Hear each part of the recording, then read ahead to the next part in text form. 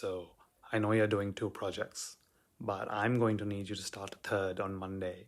3. Oh, yeah, so I know that you're on leave starting tomorrow, but we're going to need you to work. But I... Product. Everyone wants to do product, but someone has to manage the customer issues. You need to stay back this weekend and do it. But... yeah, okay.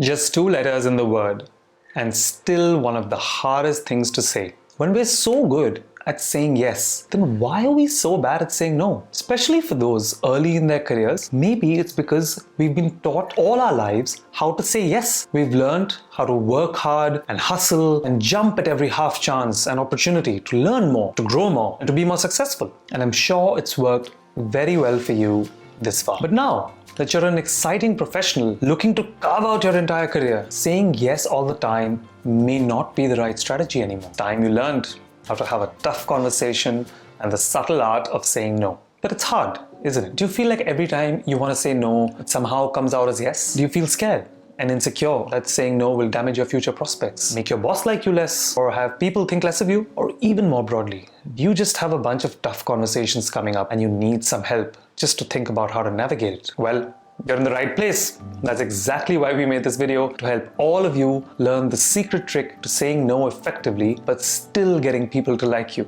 Hey guys, my name is Akshay Goenka, and the team on this channel has learned the art of saying no and having tough conversations by working at some of the top companies in the world and hustling their way as founder CEOs of fast-growing startups. But by being able to say no whilst continuing to build a strong network of people that like and respect you, you will be able to enable success in your journey. So watch till the end and understand how you can apply this to your lives starting tomorrow. And before that, take a second to hit the subscribe button below to get more such videos to help you transform your lives. Also, don't forget to leave us a comment and what you'd like to see next on this channel. Right, so back to it. For those of you thinking, why is saying yes so bad for me? If I can do more things for more people, that's good for them and me.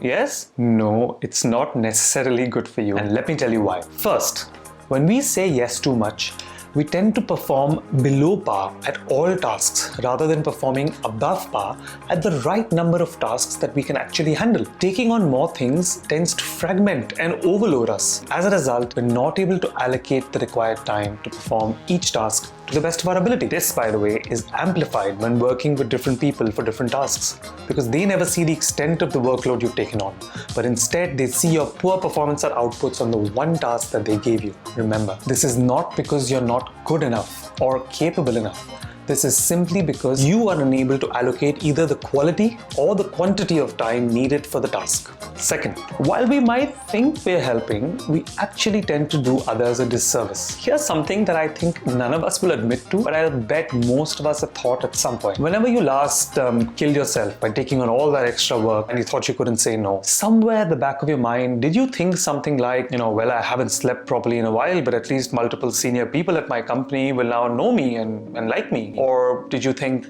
I feel stretched to my limit and then some? But maybe this is what it takes to be a great employee who gets quick promotions and all of that credit. Or it's okay, it's a mountain of work for now, but at least it's all going to be worth it. My colleagues realize what a helpful person I am and vote me Employee of the Year. Does that ring a bell? Leave a comment below with what you think of in such situations. While we may all think some version of this, in reality, agreeing to do what people want, even if we can't handle it, might seem to make things easier in the short term, but it can have the opposite effect in the longer term. By accepting that third parallel project without calling out that you simply do not have the time to deliver great outcomes, you might have avoided looking bad in the eyes of a superior in the short term, but the tide tends to turn when they see your subpar results in the longer term, and realizing that maybe you weren't the right person for the job. Third, it leads to poor work-life balance, lack of job satisfaction. Sometimes it can even lead to a burnout. It doesn't take a rocket scientist to figure out not being able to say no and taking on more. You will inevitably move towards longer work hours, poor work-life balance, and deteriorating mental health. In addition, not being able to say no means we don't choose the work that gives us purpose or matches with what we're passionate about. We're stuck with whatever comes first. And finally, not saying no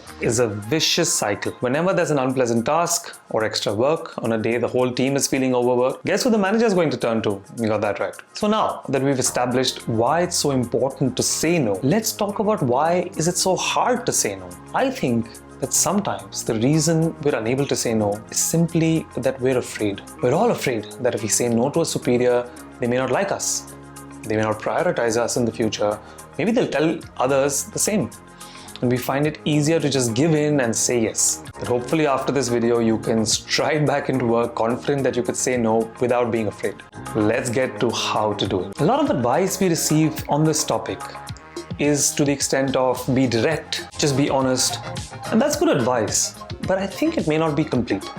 Let's take an example of someone asking you to take on a project with them on a topic that isn't the primary area you want to work on. And also, you are already at capacity in terms of your time.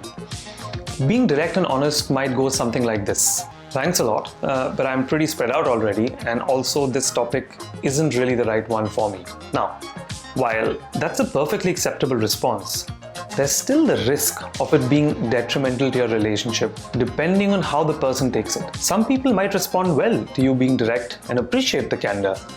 Others might take it as unhelpful or ungrateful and think of you as rude and full of yourself. For every one person who thinks that it's good that you were direct, there's probably going to be another who thought it to be a bit rude or ungrateful. So how do you figure out which of the two types of people you are interacting with? How does one avoid the risk of someone finding this rude? Here's the secret trick that corporate leaders, famous personalities, politicians have all used at some time, and now so can you. It's a trick I like to call the sandwich rule, where the bread slices at the top and the bottom are the good positive parts of what you say, and sandwiched somewhere in between is the no that you've always been trying to say. So in your next conversation, start with the bottom slice. Start by acknowledging the good. Thank the person for the opportunity, the offer, or the thought. Say something positive or complimentary about what they're offering, or about the person themselves. This tends to bring their guard down and soften their disposition towards you. Now, next, explain your context. Set up the stage for the no before you actually say it. Tell them what situation is leading you to being unable to take this up. Talk about your workload, or talk about your interests and passions that aren't being fulfilled, your suitability, your skills. If you do this, and if you do this well, half the time the other person themselves will say the no. And they'll go, oh, in that case, whilst it's a great opportunity, this may not be the right one for you. And they'll do the job for you. But even if that doesn't happen, move on to the next step. And now, just say the no. Don't be ambiguous or general. Be firm so as to not cause any confusion. No, let me think about this, or oh, I'll come back to you. No, be kind, but be direct. And finally, the top slice of the bread. End on a positive. Leave them feeling good about this. Say a thank you. Express regret at not being able to take this up and the intent to do something together in the future and what you're going to do about it. To bring this all to life, let's replay the earlier situation when someone offered you a project when you were already overloaded and you didn't really want to work in that area. Let's say it's finance. And in fact, you were rather interested in data-driven marketing. It'll go something like this. Thank you so much for thinking of me for this finance project. I couldn't appreciate the opportunity more. Working with you would help me learn so much about data and analytics, which is a personal passion and something I know that you're amazing at. However, I'm currently juggling 2 projects and I also have taken on all the work for next month's strategy meeting. And I feel like I'm really stressed to the limit. In fact, I haven't slept properly in a few weeks. In addition, I'm enjoying working in the marketing space right now, and I'm super keen to double down on that area over the next year, build up my skill set there. Hence, I won't be able to take this project up.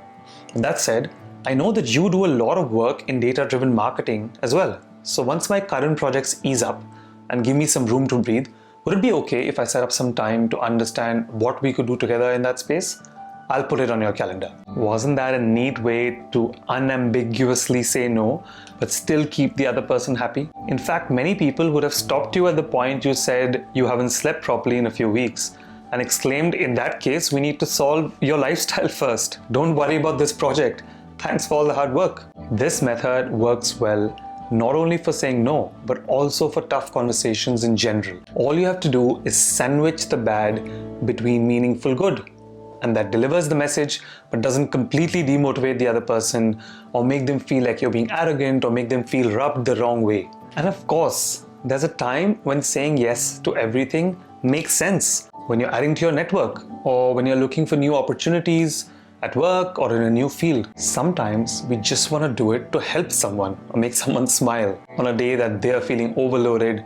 Despite knowing that we have so much to do, we take their work on. And that's a beautiful, pure sentiment that should never be spoiled. Some moments and opportunities are priceless, and for everything else, well, that's the sandwich rule. Thanks again for watching.